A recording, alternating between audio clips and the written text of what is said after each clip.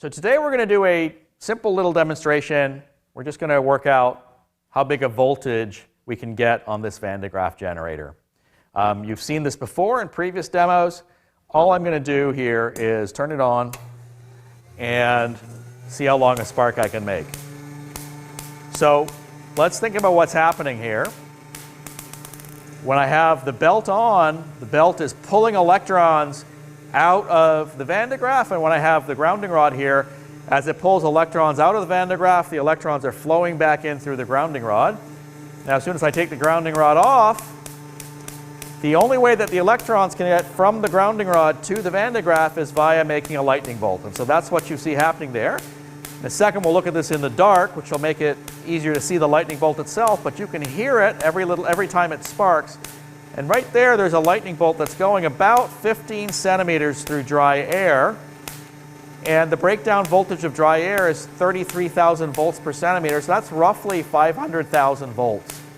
So 500,000 volt potential on that Van de Graaff just before the spark goes off. If I come in there, you can hear the spark much more frequently. That's because I'm so close now that the spark will happen when there's only maybe 100,000 volts on the Van de Graaff, and that is much more quickly built up between one spark and the next. When I go back out here, the sparks are less frequent because I need a larger voltage before the air breaks down and you get that lightning bolt.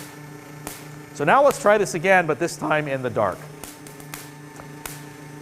So here we have, in the dark, a lightning bolt.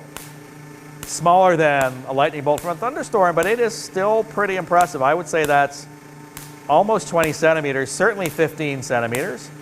And so what's happening here is that as the belt is spinning, it's sucking negative charge out of the Van de Graaff, making it very positive, and that positive charge is in turn sucking negative charge out of my grounding rod in the form of a lightning bolt.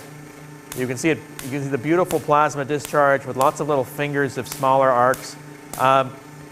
And if that's 15 centimeters and the air is dry, and in fact today the air is pretty dry, that's about 500 kilovolts because it's 33 kilovolts per centimeter for air to break down like this.